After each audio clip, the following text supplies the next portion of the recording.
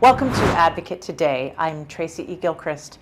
Pedro Pascal is among the most prolific stars in Hollywood right now. His latest work in The Last of Us and The Mandalorian has social media users in quite a frenzy.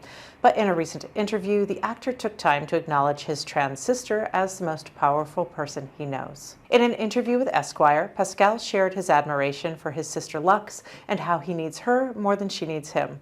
Pedro Pascal's heartfelt words bring more attention to the transgender community and the struggles they face. The Human Rights Campaign found that nearly 75% of transgender and gender nonconforming individuals have experienced discrimination due to their gender identity, and more than half reported experiencing verbal harassment. Pascal has been a staunch ally of the trans community, and his support for his sister and trans people is a positive step towards breaking down barriers. New Hampshire is often thought of as a blue state, but even New Hampshire's legislature is considering 4 anti-LGBTQ+ anti-trans bills this year. Even there, it's a very dangerous time for the community. But one New Hampshire coffee shop is standing up to them in the form of love and caffeine. The Teatotaller Coffee Shop has been a staple for the LGBTQ+ community for more than 12 years.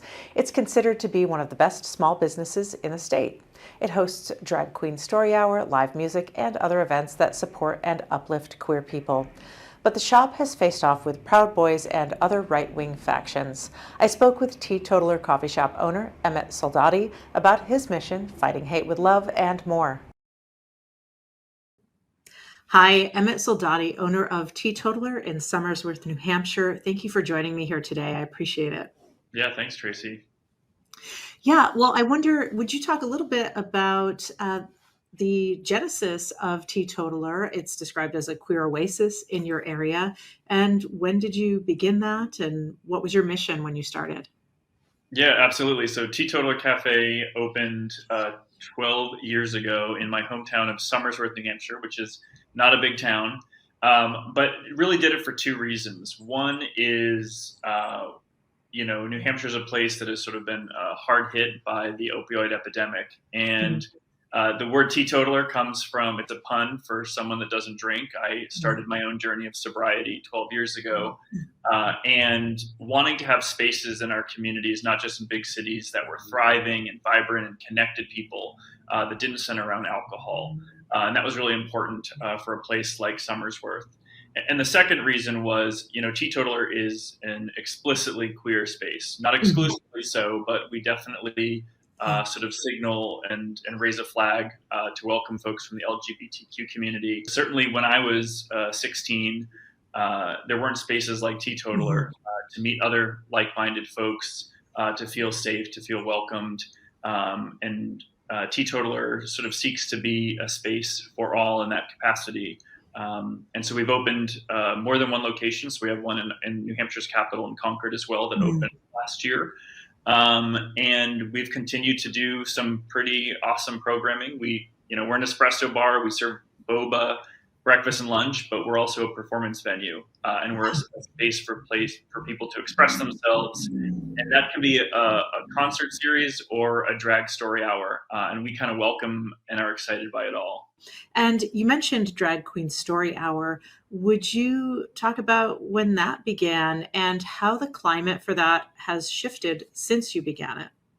Yeah, I mean, to be honest, we've been doing drag events since, our opening. Like back in Somersworth, when we opened one of the cafes, like opening night was, there was an Irish dancer and a drag queen. And it was a hoot. And we've always celebrated that and been embraced by the community for just adding some vibrancy to what is otherwise a kind of sleepy community.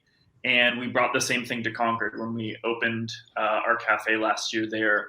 I would say, though we have sort of done the same thing for a decade and have been celebrated and have run a business and been profitable because of it, there has been a little bit of a shift in the response to some of our programming, specifically some of our drag programming, that though it is very limited and a small chorus of people, it is very loud and it is very different from 5-6 years ago. I feel like in some ways we've been under the radar, having fun in our neighborhoods, and there is suddenly some political currency to suddenly be against something that is just a form of self-expression.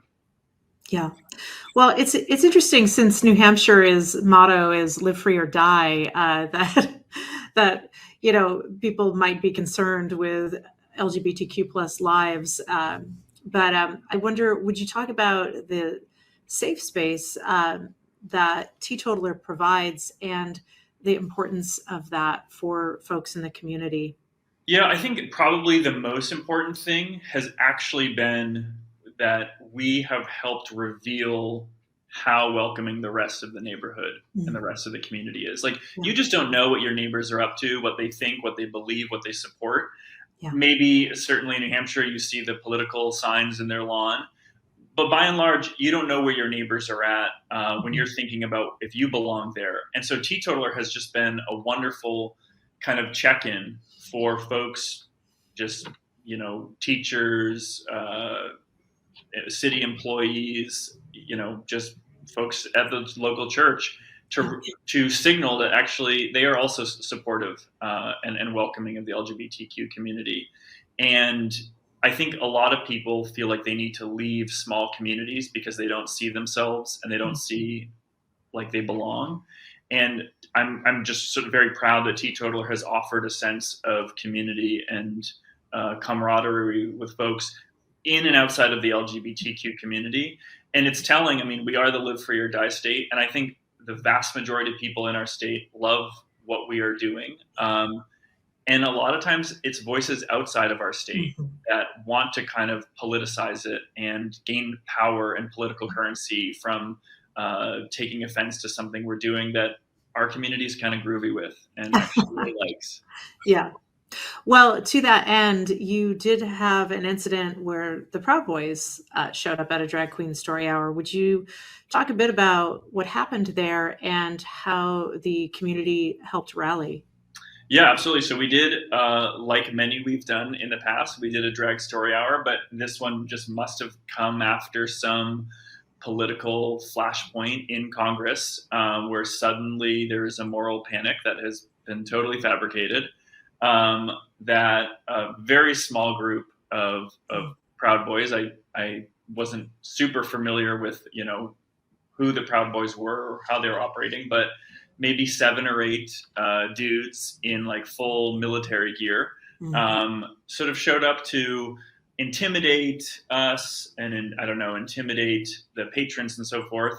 And it just ultimately wasn't successful. I think for the 7 of them, we had 100 people from Concord and the surrounding community show up just to get a cup of tea and enjoy, supporting literacy for young children Right. and young kids. And it's crazy because we do all sorts of like wonderful, wild, artistic performances in our spaces, and suddenly, if it's a dude and some lipstick, it suddenly crosses a line, which is just totally bogus. Thank you so much to Emmett for speaking with me. His work in serving his community is admirable, and I know I'll be stopping in for a coffee and story hour when I'm in town. You can check out Teetotaler on social media for info on events and specials. The second Friday of each April marks Glisten's Day of Silence. It's a student-led demonstration where LGBTQ+ students and allies vow a full day of silence. The act protests the harassment, violence, and discrimination against queer people around the world. We're taking a moment to recognize this day of silence and will continue to advocate for the community and uplift LGBTQ+ stories. The American Medical Association is set to introduce a new president this June. He is a gay combat veteran and is intent on reducing healthcare barriers for the LGBTQ+ community. Dr. Jesse Areneld will be the first queer person to lead the AMA. The organization is 176 years old. Areneld is currently a senior associate dean at the Medical College of Wisconsin. He was deployed to Afghanistan for Operation Enduring Freedom and Resolute Support Mission. Areneld describes the fight for LGBTQ+ health equity as a personal fight and says he uses his experience to shed light on the concerns facing the community. That's all the time we have for This Advocate today. We are advocating for all with our coverage and interviews. Visit us online at advocatechannel.com or wherever you stream for content. I'm Tracy E. Gilchrist, and I'll see you next time.